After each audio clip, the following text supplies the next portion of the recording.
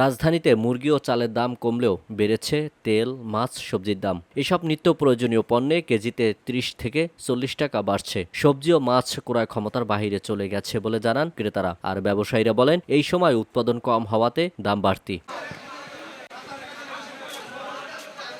সকালে রাজধানীর কারওয়ান বাজার ঘুরে দেখা যায়, মুরগি ও মাছের বাজার নিয়ন্ত্রণে থাকলেও দেশি বিদেশি বিভিন্ন প্রজাতির মাছে গত সপ্তাহের চেয়ে এ সপ্তাহে কেজিতে ৩০ থেকে ৪০ টাকা বেড়েছে। অন্যদিকে সবজিতে একই চিত্র দেখা যায়।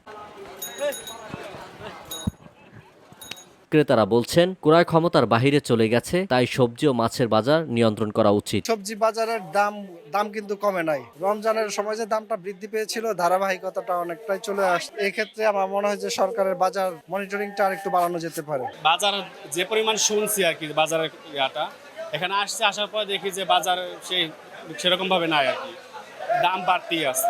ঠিক আছে, ক্রয় ক্ষমতার বাহিরেই আছে। কারণ মাছের দাম যে শুনলাম যে কমছে, এখন বাজার এসে দেখি যে উদ্যোগতিতে বাড়তি আছে। এটা এই মৌসুমে সবজি ও মাছের উৎপাদন কম থাকায় দাম বাড়ছে এবং বাজারে ক্রেতাও কম বলে জানান বিক্রেতারা। ডাল চাউল মোটামুটি আগের দামে আছে। 2700-2800 টাকা দিয়ে 28 সাল ছিল, 2028 সাল, এখন 2400-2500 টাকা। খালি তুলনামূলকভাবে একটু টমেটোটা 10-20 টাকা বাড়ছে কেজিতে। আর তাছাড়া যে সবজি আছে মোটামুটি 3-4 দিন আগের বাজারে এক একভাবে চলতেছে।